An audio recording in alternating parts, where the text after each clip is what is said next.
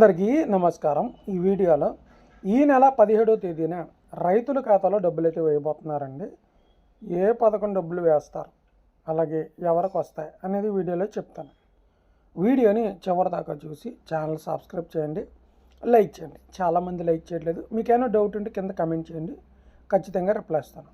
చూడండి, మన యొక్క ఆంధ్రప్రదేశ్ రాష్ట్ర వ్యాప్తంగా కూటమి ప్రభుత్వం తెలుగుదేశం, జనసేన, బీజేపీ అధికారంలోకి రావడం జరిగింది. అధికారంలోకి వచ్చిన తర్వాత రైతులకు మేలు చేస్తామని తెలియజేయడం అయితే జరిగింది. అయితే ఓ పక్కన వరద నష్టం, పంట నష్టం జరగడంతో ఉద్యాన పంటలు కూడా నష్టపోవడంతో ఆ యొక్క పంట నష్టానికి ఎకరానికి 10,000 రూపాయలు చొప్పున ఇస్తామని తెలియజేయడం అయితే జరిగింది. అయితే అది ఈ నెల 17వ తేదీలో కల్లా, ఈరోజు 12వ తేదీ కనుక మరో 5 రోజుల్లో ఈ యొక్క డబ్బులు అనేవి రైతుల ఖాతాలో వేయడం జరిగింది.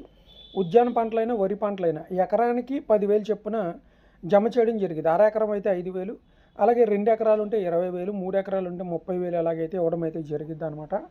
సో వీటితో పాటు అన్నదాత సుఖీభావ పథకాన్ని కూడా మనకి ఈ నెల చివరిలో విడుదల చేసే అవకాశం ఉంది 28వ తేదీలో కల్లా.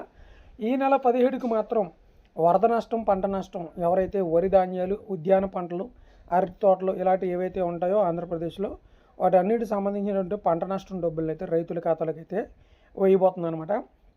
అలాగే అన్నదాత సుఖీభావ ఏదైతే రైతు భరోసా పేరు మార్చారో ఆ యొక్క పథకాన్ని కూడా మనకి ఈ యొక్క నెల చివరి 28వ తేదీలో కల్లా వేసే అవకాశం అయితే మ్యాక్సిమం అయితే ఉందన్నమాట.